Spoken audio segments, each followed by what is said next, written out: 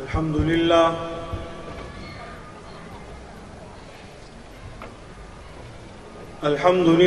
وحده والصلاة والسلام على من لا نبي ولا رسول ولا معصوم بعده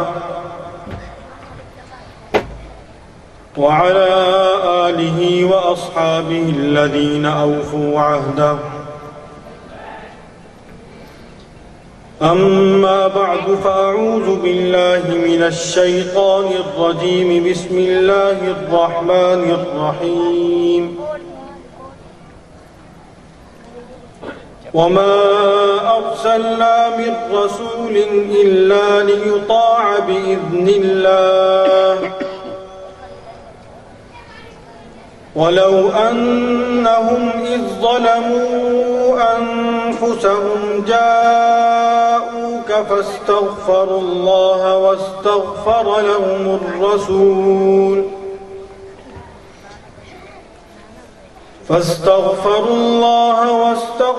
لهم الرسول لوجدوا الله توابا رحيما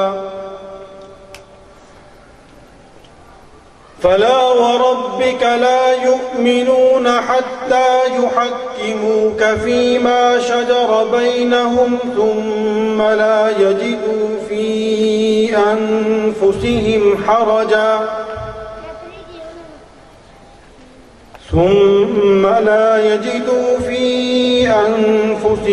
حرجا مما قضيت ويسلموا تسليما صدق الله مولانا العظيم وبلغنا رسوله النبي الصادق الوعد الأمين ونحن على ذلك من الشاهدين والشاكرين والحمد لله رب العالمين. سب دوست ایک مرتبہ عبادت کی نیت سے درود پاک تلاوت کر لیں. اللهم صل على محمد وعلى آل محمد كما صليت على إبراهيم وعلى آل إبراهيم إنك حميد مجيد. اللهم بارك على محمد وعلى آل محمد كما باركت على إبراهيم وعلى آل إبراهيم إنك حميد مجيد.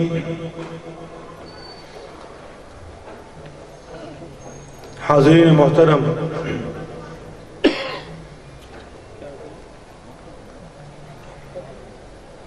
مولوی محمد ابو بکر صاحب نے دعوت دی، بہت ہی محبت کے ساتھ انہوں نے بلایا. میں اپنی سعادت سمجھتے ہوئے اور ان کی محبت کی قدر کرتے ہوئے حاضر ہو گیا ہوں حسب وعدہ.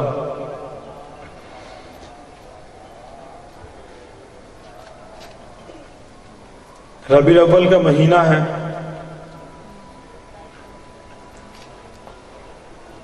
اس مہینے کے شروع ہوتے ہی، اس کا چاند نظر آتے ہی پوری کائنات کے اندر بسنے والے مسلمان، ہر کلمہ گو ایک خاص کیفیت میں چلا جاتا ہے. اس کی مثال ایسے ہی سمجھیں جس طرح رمضان المبارک کا مہینہ شروع ہوتا ہے اور ایک خاص ماحول خود بخود بن جاتا ہے. اس کے لیے کوئی محنت نہیں چاہیے، اس کے لیے کوئی انتظامات نہیں کرنے پڑتے، بلکہ ایسے لوگ بھی مساجد اور خانقاہوں اور مدارس کے ماحول میں شریک ہوتے ہیں، اس کا حصہ بنتے ہیں، کہ جن کو سال میں بہت کم ہی کبھی مسجد میں دیکھا جاتا ہے. فکر معاش اور دنیا کے دھندوں میں ایسے پھنسے ہیں کہ وہاں سے فرصت ہی نہیں ملتی. ربیع الاول کا مہینہ بھی کچھ ایسی ہی خاصیات رکھتا ہے کہ اس کا چاند نظر آتا جائے تو مسلمان حضور نبی کریم علیہ الوف التحیت و تسلیم صلی اللہ علیہ وسلم کا ذکر خیر کرنے کے لیے، ذکر خیر سننے کے لیے، آپ کی زندگی کے مختلف گوشوں سے فیض حاصل کرنے کے لیے اور ان کی معلومات حاصل کر کے اس پہ عمل کے لیے وہ تیار ہوتے ہیں۔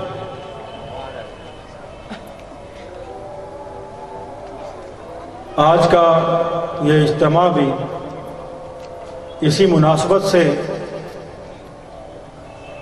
انعقاد پذیر ہے۔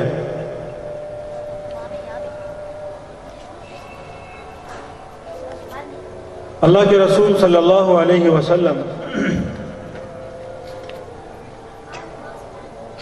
تا قیام قیامت آنے والے انسانوں کے لیے رہبر و رہنما بنا کر مبعوث کیے گئے۔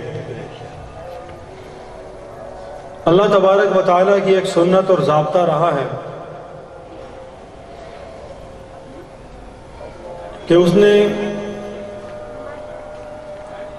کائنات میں بسنے والے بنی نوع انسان کی ہدایت اور رہنمائی کے لیے ہر دور میں اپنے فرستادہ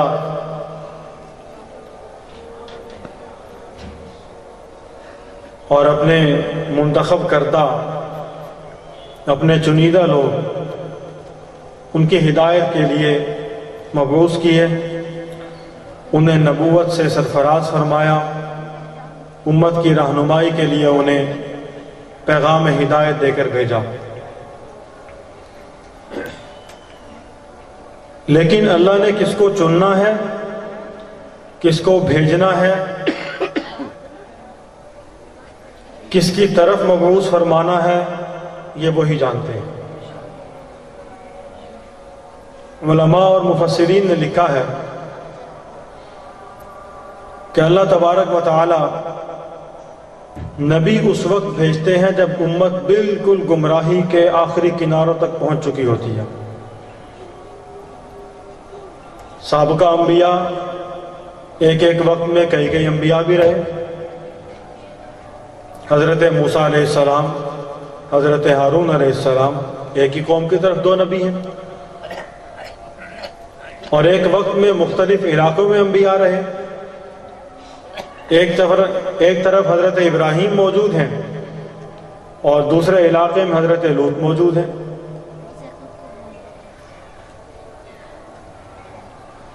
تو رسول اللہ صلی اللہ علیہ وسلم کو اللہ تبارک و تعالی نے اس وقت مبعوث کیا جب ان کی مشیت میں، ان کے علم میں، ان کی مصلحت اور منشا میں یہ طے ہوا کہ اب اس امت کو ایک رہنما کی ضرورت ہے۔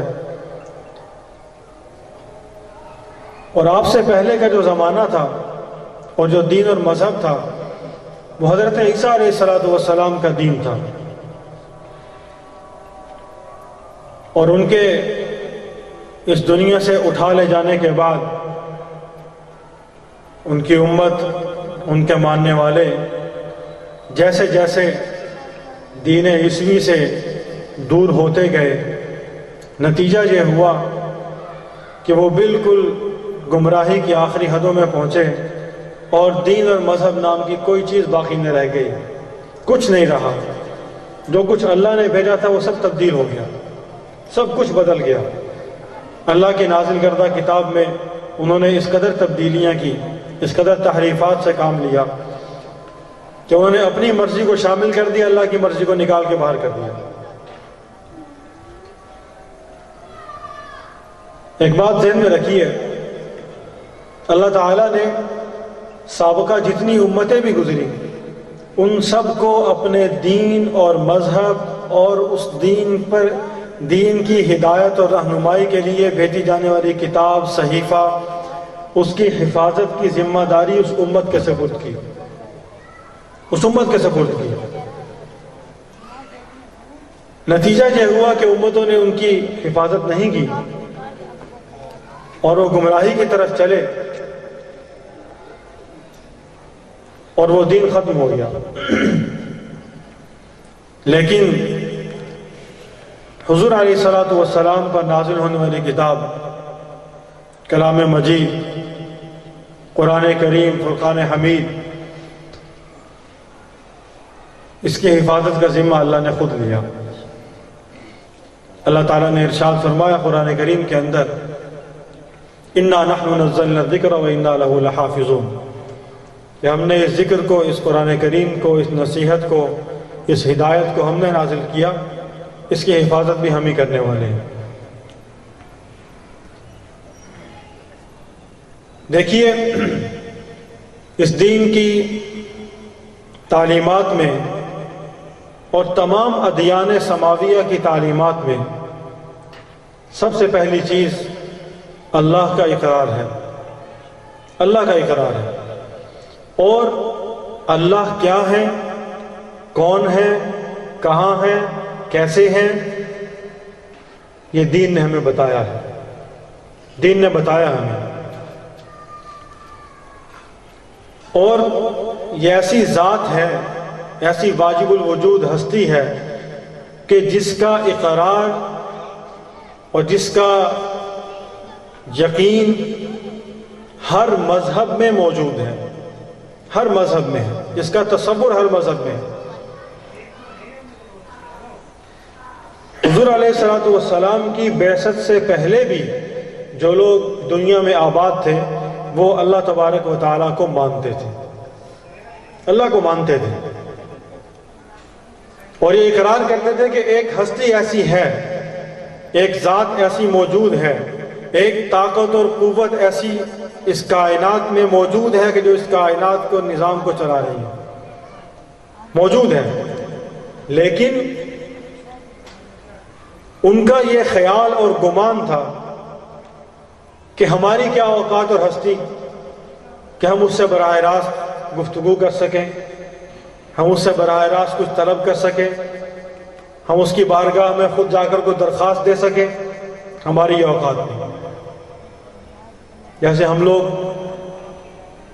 نے اپنا کوئی کام نکلوانا ہو، کسی سرکاری دفتر میں جانا ہو تو ہم 2-4 بندے ڈھونڈتے ہیں نیچے والے، کہ کوئی بندہ مل جائے گا تو ہم وہاں تک پہنچیں گے تو ہماری رسائی وہاں ہوگی، اس کی وجہ سے ہماری بھی کوئی سنوائی ہو جائے گی، کوئی ہماری بھی بات کو سن لے گا، کوئی ایک قلم پھیر دے گا، ہمارا بھی کام ہو جائے گا۔ کیونکہ دنیا میں رائج یہی کچھ ہے، اور پہلے بھی ایسا ہی تھا، بادشاہت کا نظام تھا، اور بادشاہوں سے کون جا کے براہ راست بات کرنے پر قادر تھا؟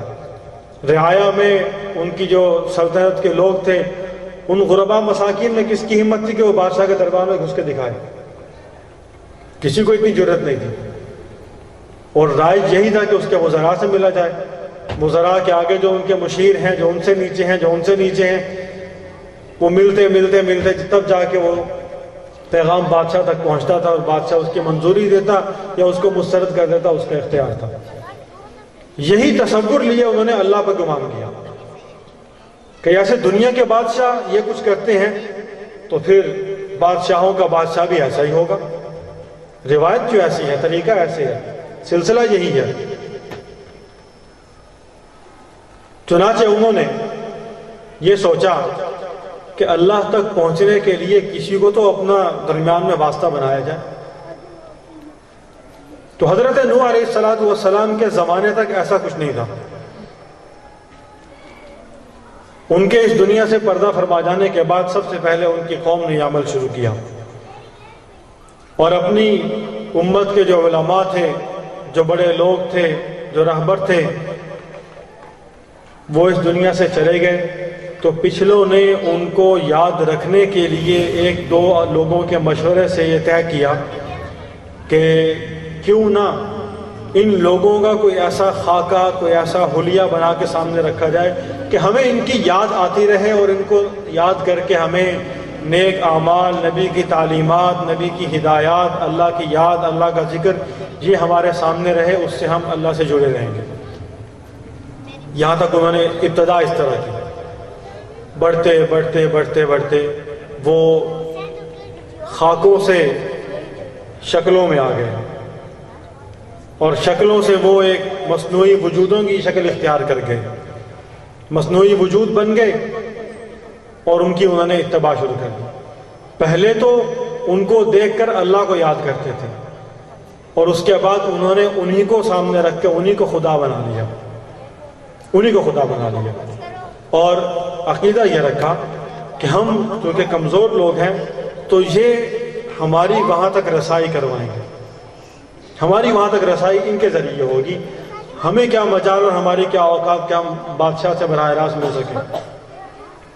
اس کم فہمی نے، اس کم عقلی نے اور اس خیال نے ان کو جب گمراہی کے راستے پر چلایا تو پھر وہ آگے سے آگے کام چلتا گیا اور کئی فرقے اور کئی مذہب وجود میں آ گئے، کئی فرقے اور کئی مذہب بن گئے جو آج تک موجود ہیں، آج تک موجود ہیں، دنیا میں بس رہے ہیں انسان، ہر مذہب کے لوگ آباد ہیں، اللہ کی مخلوق ہے، اللہ کی زمین پر رہ رہی ہے، اور اللہ نے ہر ایک کے رزق کا وعدہ کر رکھا ہے، کسی کے ساتھ کوئی سختی اور پابندی نہیں ہے۔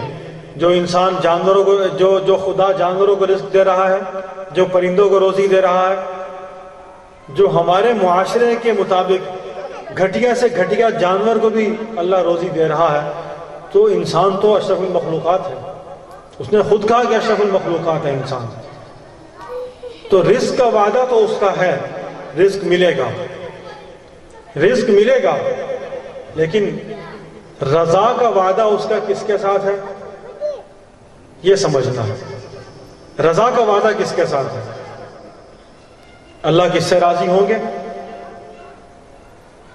دیکھیے میں ایک مثال عرض کرتا ہوں، دنیا میں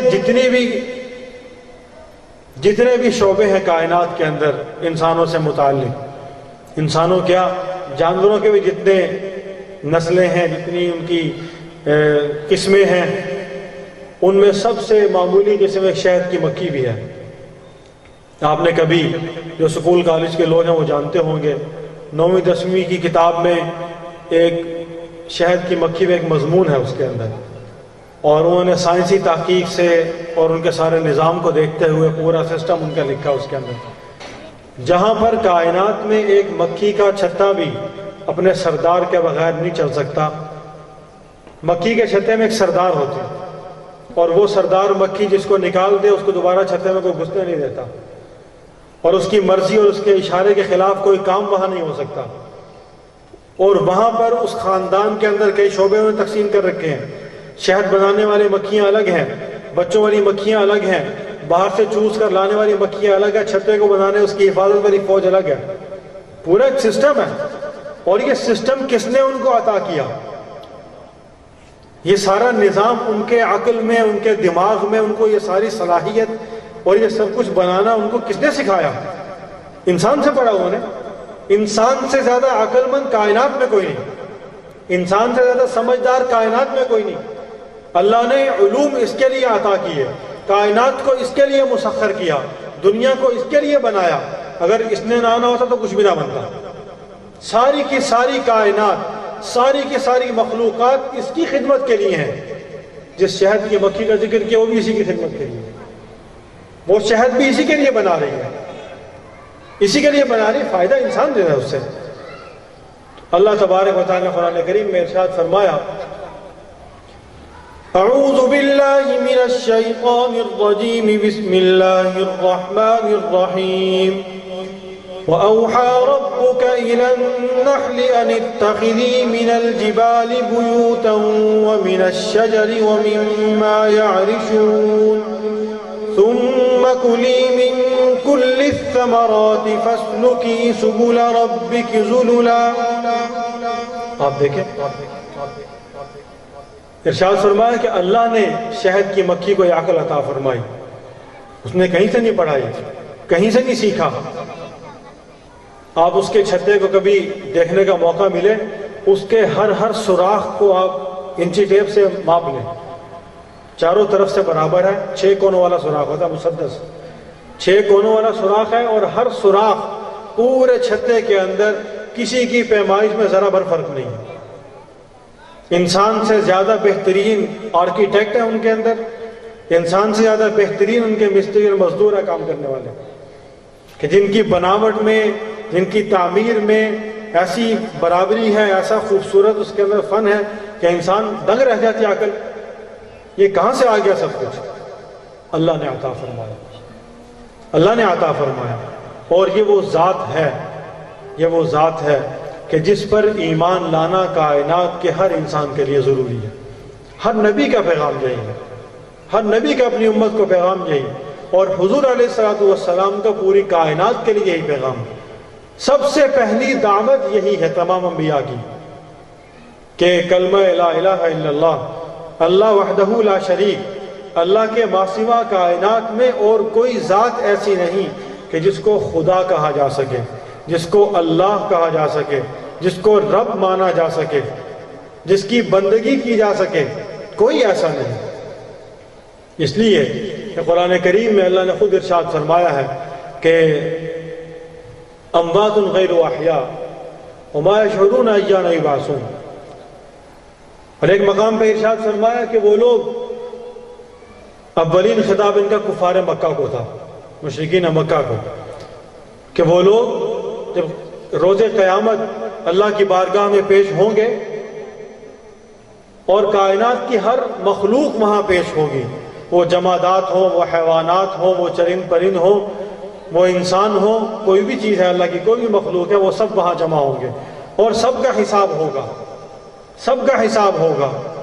اسی لیے قرآن نے کفار کے الفاظ کو ذکر کیا جو وہ وہاں بولیں گے کہ یا لیتنی کنت ترابا، کاش کہ ہم آج مٹی ہو جاتے۔ کس طرح مٹی ہوتے؟ جس طرح کے یہ جانور مٹی ہو گئے، جس طرح کے یہ پرندے مٹی ہو گئے، اس طرح کے ساری مخلوق مٹی ہو گئی۔ کاش ہم بھی ایسے مٹی ہو جاتے کہ آج ہم سے یہ حساب نہ لیا جاتا کہ تم نے میری نعمتوں کا کیا استعمال کیا ان کا۔ شیخو پر تشریف لے، تشریف لے، تم نے میری نعمتوں سے کیا فائدہ حاصل کیا اور ان کی کتنی قدردانی کی تم نے، کتنی قدردانی کی تم نے۔ تمہیں زندگی عطا کی، تمہیں سانس دیا، ایک لمحے کے لیے سانس رک جائے آدمی مچھلی کی طرح تڑپتا ہے، ایک لمحے کے لیے پیشاب بند ہو جائے جینا حرام ہو جاتا ہے۔ تمہیں سب کچھ عطا کیا اللہ نے، اللہ کی نعمتیں ہیں۔ سر کے بال سے لے کر پاؤں کے ناخن تک انسان اپنے وجود کا ہی صرف جائزہ لے لے، ایسا وجود، اس وجود کے اندر موجود پتہ نہیں کیا کچھ اللہ کی نعمتیں ہیں جو ہمیں معلوم نہیں ہیں، ہمیں معلوم نہیں ہے وہ۔ اور اس وجود کا دنیا میں آنا، اس کا بننا، یہ سب کچھ کیا جدید سے جدید سائنس اس کو سمجھا سکتی ہے؟ نہیں سمجھا سکتی۔ سائنس جتنی بھی ترقی کر گئی ہے، جو کچھ اس نے یہاں تک تو آ گئی نا کہ وہ آپ کو اتنا بتا دی کہ پیٹ میں لڑکا ہے یا لڑکی ہے، یہاں تک پہنچ گئی، اور وہ بھی اندازے اکثر و بیشتر غلط ہو جاتے ہیں۔ اللہ یہ ثابت کرتے ہیں کہ میں ہوں، اور جب تک کچھ سامنے نہیں آتا اس وقت تک تو اس کا صحیح اندازہ نہیں کر سکتے کہ یہ کیا ہے۔ بہت سے اندازے غلط ہوئے، بہت سے ٹھیک بھی ہو گئے۔ پورا وجود ہمارا اللہ کی نعمتوں سے بھرا ہوا ہے۔ کسی کے پاس ایک نعمت نہ ہونا، کبھی اس سے پوچھیں، کبھی اس سے پوچھیں، اس کا حال دیکھیں، اس کی کیفیت سنیں اندر سے وہ کیا کہے گا۔ اور جن کے پاس سب کچھ ہے وہ قدر نہیں کرتے، ان کو احساس نہیں ہے، انہیں اندازہ نہیں ہے۔ تو میں عرض کر رہا تھا کہ جتنے بھی دنیا میں نظام چل رہے ہیں، چھوٹے سے چھوٹے سیکٹر سے لے کر بڑے سے بڑے ملکوں اور ریاستوں تک، حتیٰ کہ یونائٹڈ اسٹیٹ آف امریکہ تک، ایک آدمی چلا رہا ہے، ایک آدمی چلا رہا ہے۔ انسان کو سمجھنے کے لیے اللہ نے شعور دیا، عقل دی، خیر اور شر کا فرق کرنے کے لیے تمیز دی۔ جو آدمی اپنی بھلائی اور برائی کو سمجھ سکتا ہے، اپنی اچھائی اور برائی کا فرق کر سکتا ہے، اپنے لیے بہتر اور جو برا ہے اس میں تمیز کر سکتا ہے، تو وہ خدا اور غیر خدا کے اندر بھی فرق کر سکتا ہے۔ وہ اس سارے نظام کو دیکھ کر اس سے سبق حاصل کر سکتا ہے، اس سے سیکھ سکتا ہے کہ اگر ہم کسی غلط راستے پر ہیں تو ہمیں اس سے ہٹنا ہے، ہمیں اس سے ہٹنا ہے۔ آپ دیکھیں اتنا بڑا سورج، اتنا بڑا سورج کہ حضرت ابراہیم نے کہا کہ یہ خدا ہوگا، وہ شام کو ختم ہو گیا، نظر ہی نہیں آیا۔ انہوں نے کہا خدا تو ہمیشہ رہنے والی چیز ہے، جو اس سارے نظام کو چلا رہا ہے، اگر وہی غائب ہو جائے تو نظام تو رہ گیا، نظام کیسے چلے گا؟ رات کو ستارے آنے شروع ہو گئے، بلکہ ستارے آنے کا یہ خدا ہے، کہا نہیں یہ تو باریک ہے، اور صبح تک ختم ہو گئے۔ چاند آ گیا، چاند نے ستاروں کی ساری روشنی ختم کر دی، کہا یہ خدا ہوگا۔ سورج آیا تو اس نے چاند ستارے سب کو ختم کر دیا، کہا یہ خدا ہوگا، وہ بھی نہ رہا، وہ بھی غروب ہو گیا۔ کہنے لگے نہیں یہ سارے وساوس ہیں، یہ سارے وساوس ہیں، یہ باتیں ہیں، خدا وہی ہے جو حی و قیوم ہے، ہمیشہ سے ہے، ہمیشہ رہے گا۔ تو جب کائنات کی ہر شعبہ زندگی کی چھوٹی سے چھوٹی جو وہاں پہ نظام ہے، اس نظام کو چلانے کے لیے ہیڈ ایک ہی ہوتا ہے، سربراہ ایک ہوتا ہے، انچارج ایک ہوتا ہے، باقی ماتحت ہوتے ہیں۔ لیکن ماتحت کو وہ اختیار نہیں ہے کہ جو اس کو اختیار ہے سربراہ کے پاس، ماتحت کو وہ اختیار نہیں ہے۔ ماتحت اس سے پوچھ کر چلے گا اور اس کی مرضی سے بنایا جائے گا، ہماری مرضی سے نہیں بنے گا۔ کسی بھی ادارے میں آپ چلے جائیں، دنیا کی کسی کونے میں چلے جائیں آپ، جہاں جو نظام چل رہا ہے تو وہاں ہم کہیں گے کہ ایک بندہ ہماری مرضی کا بھی یہاں ہونا چاہیے، وہ کہیں گے ہمیں اس کی ضرورت نہیں ہے، ہمیں اپنے نظام کو چلانے کے لیے اپنی مرضی کا بندہ چاہیے، جو اس کام کو سمجھتا ہے، جو اس نظام سے متعلق ہے، اس سارے سسٹم کو جانتا ہے۔ آپ کا آدمی کیسے رکھیں ہم؟ سمجھ نہیں آتی بات۔ ہمارے لیے وہ ضروری نہیں، ہمارے لیے اہم نہیں ہے وہ بندہ، اس لیے کہ ہم سمجھتے ہیں کہ اس سے کیا کام لینا ہے، ہم جانتے ہیں کہ اس میں کتنی صلاحیتیں ہیں، ہم نے اس کو جانچا ہے، اس کو پرکھا ہے، اس کو دیکھا ہے، اس کی صلاحیتوں کا ہم نے اندازہ کیا، پھر ہم نے اس کو یہاں فٹ کیا، لہٰذا آپ کی بات نہیں مانی جائے گی۔ اسی طرح اللہ نے اس نظام کو چلانے کے لیے جس فوج کا اور جس ٹیم کا انتخاب کیا ہے اور جس کو مقرر کیا ہے وہ اللہ جانتے ہیں، اور وہی بہتر سمجھتے ہیں کہ کون اس کو چلا سکتا ہے۔ اور ان کو اللہ نے ملائکہ کہا، فرشتے کہا کہ میں نے پوری ایک ٹیم تیار کی ہے، اور وہ ٹیم اتنی بڑی ہے کہ ہم تصور نہیں کر سکتے۔ مسلمانوں کا قبلہ بیت اللہ الکریم مکہ مکرمہ میں اللہ تبارک و تعالیٰ نے اسی کی سیدھ میں اوپر آسمان پر فرشتوں کا ایک قبلہ بنایا ہے بیت المعمور کے نام سے۔ احادیث میں آتا ہے کہ روزانہ 70,000 فرشتے اس کا طواف کرتے ہیں جب سے بنا ہے، اور قیامت تک وہ والے فرشتے دوبارہ نہیں آئیں گے۔ وہ ایک دن کر کے چلے گئے، اگلی فوج نہیں ہے۔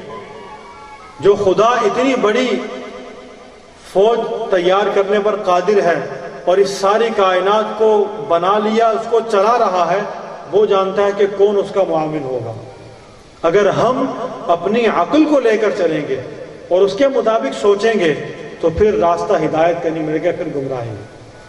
اللہ کے نبی صلی اللہ علیہ وسلم ایک مرتبہ صحابہ کرام کی مجلس میں تشریف فرما تھے، اور آپ نے زمین پر ایک خط کھینچا سیدھا، اور اس کے دائیں بائیں مختلف لائنیں اور بنائیں، پھر درمیان کی لکیر پر انگلی رکھ کر ارشاد فرمایا کہ وَأَنَّ هَذَا صِرَاطِي مُسْتَقِيمًا فَاتَّبِعُوهُ وَلَا تَتَّبِعُوا السُّبُلَ فَتَفَرَّقَ بِكُمْ عَنْ سَبِيلِهِ، کہ یہی ایک راستہ ہے سیدھا، اسی پر کار بند ہو جاؤ، اسی پر چلو تو سیدھے راستے پر رہو گے، اور یہی صراط مستقیم ہے۔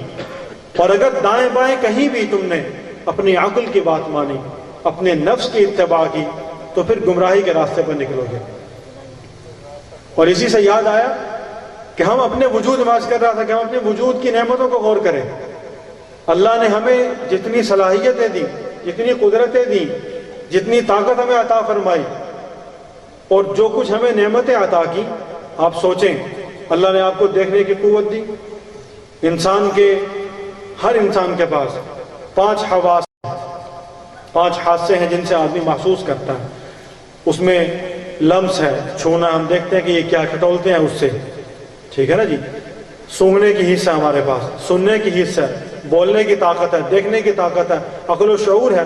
یہ سارے وہ حواس خمسہ ہیں جن سے انسان، کوئی ایک بھی نہ ہو تو آدمی بالکل مفلوج ہے، کوئی کام نہیں کر سکتا۔ کسی کے پاس آنکھ نہیں ہے، باقی 4 حصے ہیں، وہ بیچارہ کائنات سے کیا مستفید ہوگا؟ اس کی لذتیں کیا حاصل کرے گا؟ اس کے نظاروں سے کس طرح اپنے جی کو ٹھنڈا کرے گا؟ کچھ نہیں ہوگا اس سے۔ یہ اللہ کی نعمت ہے۔ اور ایسے ہی وجود کے اندر آپ کھاتے ہیں، آپ کے جسم میں جاتا ہے، خون بنتا ہے، فضلہ بنتا ہے، گوشت بنتا ہے، آپ کی توانائی بحال ہوتی ہے، طاقت آپ کے اندر آتی ہے، عقل و شعور دی ہے جو کسی کو نظر نہیں آ رہا۔ دماغ کی تصویریں آپ نے دیکھیں گی، آپ اس کو نکال لیں، بکرے کا مغز سارے کھاتے ہیں ہم، اس مغز میں کیا عقل ہے؟ گدا ہے، کچھ نہیں ہے۔ یہی کچھ انسان کے دماغ میں ہے، لیکن اللہ نے اس میں کیا صلاحیت رکھی کون جانتا ہے اس کو؟ کون ہے جو کائنات میں ایسا تیار کر سکے؟ کون ہے جو ایسی کوئی چیز تیار کر سکے؟ رپورٹ بن گئے ہیں، سائنس نے بہت ترقی کر لی اور انسان کے متبادل اس نے مشین تیار کر دی، لیکن وہ مشین اتنا کام کر سکتی ہے کہ جتنا اس کے ساتھ کمپیوٹر نے کنیکشن رکھا ہوا، بس اس سے آگے وہ بھی چلنے پر قادر نہیں۔ اس روبوٹ کو جس فنکشن کے لیے بنایا ہے وہی کام کرے گا، بس اس سے ہٹ کے کوئی اسے کام کروا کے دکھاؤ نہیں کرے گا۔ انسان ہر کام کر لیتا، اللہ نے صلاحیت دی۔ تو جتنی طاقتیں ہیں، جتنی قوتیں ہیں، ان سب کا تعلق دل کے ساتھ ہے، انسان کے نفس کے ساتھ ہے، اور نفس دو جانب کھینچتا ہے، دو طرف چلتا ہے۔ قرآن کریم نے وضاحت کی کہ ان النفس لامارۃ بالسوء الا ما رحم ربک، کہ انسان کا دل، انسان کی خواہش، انسان کا نفس اسے برائی کی طرف زیادہ کھینچتا ہے بنسبت اچھائی کے۔ اس طرف کھینچ کر لانا پڑتا ہے، لیکن برائی سامنے آئے تو بھاگ کر جاتا ہے، بھاگ کر جاتا ہے، اس لیے کہ اس میں آج کی اصطلاح میں اٹریکشن زیادہ ہے، کشش زیادہ ہے، کشش زیادہ ہے، دیدہ زیب ہے۔ آپ کی مرضی اس میں شامل ہے نا۔ بھائی نماز نہ پڑھو، 5 ٹائم کیا پڑھنا نماز؟ سجدے کر رہے ہیں، ٹکرے مار رہے ہیں، کیا کر رہے ہیں؟ چھوڑو پرے۔ سردیوں میں آگے ٹھنڈ آ رہی ہے، کون ٹھنڈے پانی سے وضو کرے؟ ہر کسی کے پاس نہ گیزر ہے نہ چولہا ہے۔ جن کے پاس گیس ہے بلکہ گیزر ہے، وہاں گیس نہیں ہے، اور جہاں لکڑیاں وہاں مہنگی ہیں لکڑیاں۔ سالن پکائیں کہ وضو کے لیے پانی گرم کریں، لہٰذا 5 وقت وضو بڑا مشکل کام ہے، تو کوئی رعایت ہونی چاہیے۔ رعایت ممکن نہیں، لہٰذا مستقل چھوڑ دی نماز چھوڑ دی۔ 30 دن بھوکا کون رہے؟ رمضان کے روزے کون رکھے؟ کس کے لیے بھوک برداشت کریں؟ کس کے لیے سب کچھ کریں؟ نفس کہہ رہا آپ کو، حالانکہ آپ یہ صلاحیت رکھتے ہیں کہ آپ 12 گھنٹے بھوک برداشت کر سکتے ہیں، آپ پیاس کے بغیر، یعنی پانی پیے بغیر آپ پیاس سے زندگی گزار سکتے ہیں، کوئی رکاوٹ نہیں ہے اس میں، کوئی پریشانی نہیں ہے اس کے اندر، لیکن ہم کہتے ہیں صحیح بھوک برداشت نہیں تھی، کیا کروں؟ 6 ٹائم کھاؤ ڈالے انہوں ملے کیا کرے سنو؟ وہ تو بھجتا ہوتا اسی میں، سویرے 12 بجے ظہر لے، عصر لے، مغرب لے، 5 نمازہ نہ پڑھی، 6 ٹائم روٹی کھاسی۔ جہاں یہ حالات ہو جائیں گے تو وہاں پھر دین پر چلنا بہت مشکل ہو جائے گا، بہت مشکل ہو جائے گا۔ اور نفس کو اللہ کی اطاعت و فرما برداری کی طرف لے کر آنا، یہی اللہ کا مقصود ہے، اور نبی اسی کے لیے بھیجا گیا۔ وما ارسلنا من رسول الا لیطاع باذن اللہ، ہم نے انبیاء کو کس لیے بھیجا؟ کہ اللہ کی اطاعت کی طرف لے کر آئیں تمہیں، خود بھی اطاعت کریں، فرما برداری کریں۔ نبی کی خصوصیات، ان میں سے خاصیت یہ ہے کہ وہ کامل طور پر مطیع اور فرما بردار اور متبع ہوتا ہے اللہ کا، اس کے حکم سے علاوہ ایک لمحے کے لیے بھی، ایک سیکنڈ کے لیے بھی، سیکنڈ کے کروڑویں حصے میں بھی اللہ کی مرضی کے خلاف سوچ نہیں سکتا، بالکل نہیں سوچتے، اور نہ ہی اس کی مرضی کے خلاف چلتے ہیں۔ اور جو نبی کے ماننے والے ہیں، یہ بھی نبی کی خاصیات میں ہے کہ نبی کے متبعین بھی ویسے ہی متبع خدا اور رسول ہوتے ہیں جس طرح نبی خود متبع ہوتا ہے، ویسے ہی ہوتے ہیں۔ تو ہم خود اندازہ کریں، ہم خود اندازہ کریں کہ ہم کتنے متبع ہیں، ہم دین پر کس قدر چلنے والے ہیں، ہم اطاعت و فرما برداری میں کس حد تک آگے ہیں۔ صحابہ اکرام علیہم الرضوان جو تربیت یافتگان رسول تھے صلی اللہ علیہ وسلم، ان کی ہمیشہ یہ کوشش ہوتی تھی کہ ہم ایک دوسرے سے نیکی میں آگے بڑھیں، ایک دوسرے سے نیکی میں آگے بڑھے، حتیٰ کہ تجارت کرتے تھے اس نے بھی یہی مقصد تھا کہ نیکی میں آگے ہوں۔ ایک صحابی کا واقعہ آتا ہے، انصاری صحابی ہیں، مدینہ طیبہ میں اپنی دکان بنائی، کس قسم کی ہوگی وہ آپ بھی جانتے ہیں، ہمارے یہاں تو دکانیں بہت عالیشان ہیں، وہاں تو بیچاری چھوٹی سی دکان ہوگی، کھوکھا نما کچھ بنا ہوگا۔ دکان بنا لی، گاہک آنے شروع ہوئے، کچھ عرصے تک دکان چلتی رہی، اچانک ایک دن دکان ختم ہو گئی، اچانک دکان ختم ہو گئی۔ لوگ پریشان بھی، دکان موجود تھی، اچھی خاصی چل رہی تھی، اچھا خاصا نفع مل رہا تھا، ہر چیز ختم کر کے غائب ہو گیا، بندہ ہی غائب ہو گیا۔ ان کو ڈھونڈا گیا، پوچھا گیا کیا مسئلہ ہوا، کیا وجہ بنی، یہ سب کچھ کیا کر دیا تم نے اچانک، تمہارا تو کاروبار ٹھیک چل رہا تھا، تم کیوں غائب ہو گیا اچانک؟ کہنے لگے کہ میں نے اللہ کے رسول صلی اللہ علیہ وسلم سے سنا تھا کہ جس دکاندار کے پاس گاہک اس کا سامان خریدا وہ واپس لے آئے اور وہ اس سامان کو واپس رکھ کے اس کو نقد پیسے واپس کر دے، اس کی بڑی فضیلت ہے۔ تو میں اس فضیلت سے اب تک محروم تھا اور اسی کو حاصل کرنے کے لیے میں نے یہ سارا کام شروع کیا تھا۔ آج وہ فضیلت مل گئی، میرا مقصد پورا ہو گیا، مجھے اب اس کی ضرورت نہیں ہے۔ میں نے حضور کی اس فضیلت کو حاصل کرنے، آپ نے ارشاد فرمایا کہ گاہک اگر چیز واپس لے آئے تو اس کو پیسے دے کے چیز رکھ لو۔ ہمارے ہاں پہلے لکھا ہوتا کہ واپسی نہیں ہے، پہلے لکھا ہوتا ہے واپسی نہیں ہے، جبکہ سنت کیا ہے، مجبور ہوگا، غلطی ہو گئی ہے، کچھ بھی ہو سکتا ہے۔ میرے ساتھ ہوا، میرے یعنی آپ بیتی ہے، جوتا لینے گیا، کچھ خراب ہوا، ٹھیک نہ آیا، میں نے کہا اس کو تبدیل کر دو، کہتا ہے تبدیلی ممکن ہے، واپسی نہیں ہے۔ ٹھیک ہے، نہیں ہے واپسی، لے آئے واپس، ٹھیک ہے، چلا دیا، کہیں اور دے دیا، استعمال تو ہو گیا، لیکن ہمیں جس تہذیب کو ہم نے پسند کیا، جس نظام کے پیچھے ہم چلے، ہمارے نفس نے جس میں زیادہ کشش محسوس کی، اس میں فائدہ ہے نا کہ بھائی جو پیسہ آ گیا وہ دوبارہ واپس نہیں جا رہا، آپ کا نقصان نہیں ہے۔ اس کو ہمارا نفس یہ کہتا ہے کہ بھائی جو کمائی ہو گئی اس کو محفوظ کرو، بس تم 250 روپے واپس کرو گے اسے، تم 2000 کی جوتی رکھ کے 2000 واپس کرو گے اسے، تم نے 1 کلو چینی بیچی اس کو واپس کر دو گے پیسے اس کے، یہ تو ٹھیک نہیں ہے، 50 روپے تمہاری آج کی کمائی میں سے کم ہو گیا۔ دین کیا کہتا ہے؟ نہیں، دین یہ کہتا ہے کہ اس کی مجبوری ہوگی، اس کے ساتھ بھلائی کا معاملہ کرو، معاشرتی حقوق ہیں انسان کے، معاملات سکھائے ہیں، معاشرت سکھائی ہے، خاندانی نظام دیا ہے، تہذیب دی ہے، سلیقہ دیا ہے، رہنے سہنے کا تمدن دیا ہے ہمیں۔ آپ کائنات کی کسی نظام میں چلے جائیں، جس مغرب کو دیکھ کر آج ہم متاثر ہو رہے ہیں، وہ مغرب سیدنا عمر ابن خطاب رضی اللہ عنہ کے نظام کو سامنے رکھتا ہے، پھر اس میں اونچ نیچ کر کے اپنا نظام سیٹ کرتا ہے۔ آپ ان سے پوچھ لیں، یہودی عیسائی بہت سے بڑے بڑے مفکرین گزرے ہیں، انہوں نے کتابیں لکھی، انہوں نے کہا کہ ہم نے عمر ابن خطاب جیسا منتظم آدمی نہیں دیکھا، ان سے بڑا منتظم آدمی نہیں دیکھا کائنات میں ہم نے اپنے ملکوں کے نظام کو، ان کے نظام مملکت، ان کے نظام خلافت سے ہم نے بہت کچھ لیا اس میں سے، اور لکھا کہ اگر مسلمان ان کے نظام کے مطابق چلنا شروع ہو جائے تو کائنات میں فتح حاصل کر لیں گے، فتح حاصل کر لیں گے۔ مسلمان مغلوب کیوں ہے؟ آئے روز دین اسلام پہ حملے کیوں ہو رہے ہیں؟ آئے روز توہین رسالت کا ارتکاب کیوں ہو رہا ہے اس دنیا کے اندر؟ دنیا کفر میں ہو سمجھ آتی ہے بات، دنیا اسلام میں ہو رہا ہے، مسلمانوں کے ملک میں سب کچھ ہو رہا ہے، اور ہم ہیں کہ خاموش۔ اس کی وجہ ہم بھی ہیں، صرف حکمران نہیں، اس کی وجہ ہم بھی ہیں۔ وہ تو مجرم ہے ہی ہیں، ہم خود مجرم ہیں، اس لیے کہ ہم نے دین سے محبت نہیں کی، ہم نے حضور سے محبت نہیں کی۔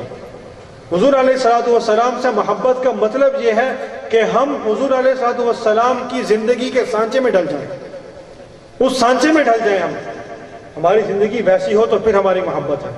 صرف جلسہ منعقد کر لینا محبت نہیں، یہاں بیٹھ کر گھنٹہ بول دینا محبت نہیں، ہاں یہ محبت کا ایک حصہ ضرور ہے، اس کا اظہار ضرور ہے۔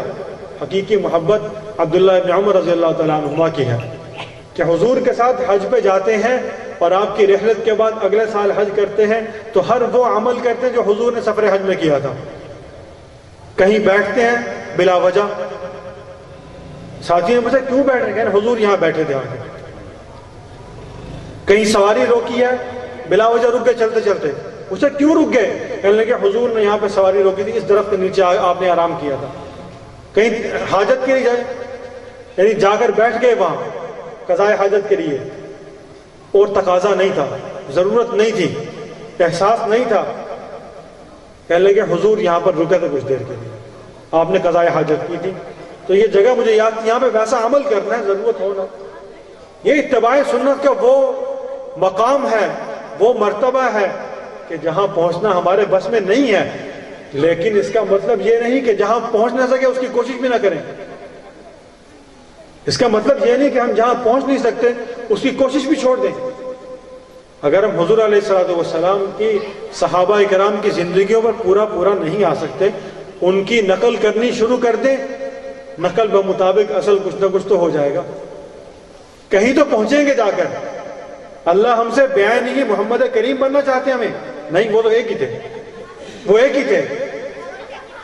اللہ ہمیں ابو بکر عمر بننے کا بھی نہیں کہتے، اس لیے کہ کائنات میں کوئی نہیں بن سکتا دوبارہ، کوئی نہیں بن سکتا۔ ہاں ہمیں یہی ارشاد فرمایا کہ لقد کان لکم فی رسول اللہ اسوۃ حسنہ، بس تمہارے لیے محمد کریم صلی اللہ علیہ وسلم کی زندگی اسوہ ہے، ان کی زندگی نمونہ ہے، ان کی ذات اور ان کی زندگی تمہارے لیے آئیڈیل ہے۔ کسی اور کو آئیڈیل تلاش کرو گے، کسی اور کو سامنے رکھ کے زندگی گزارو گے، نہیں، قبول نہیں ہے۔ زندگی انہی کے مطابق قبول ہے۔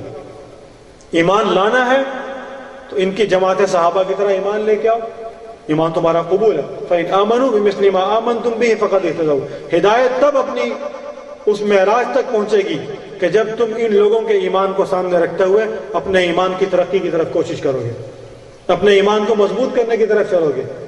اگر اس طرف نہیں چلو گے اور اللہ کے رسول کی اتباع فرما برداری نہیں کرو گے، اللہ نے ارشاد فرمایا پھر تمہارا انجام اچھا نہیں، انجام اچھا نہیں ہے۔ تو اللہ تبارک و تعالیٰ مجھے اور آپ سب کو اتباع سنت نصیب فرمائے، ہمیں موحد بنائے، رسول اللہ صلی اللہ علیہ وسلم کی زندگی کو پڑھنے کی اور اس کی اتباع کی توفیق نصیب فرمائے۔ وما علینا الا البلاغ المبین۔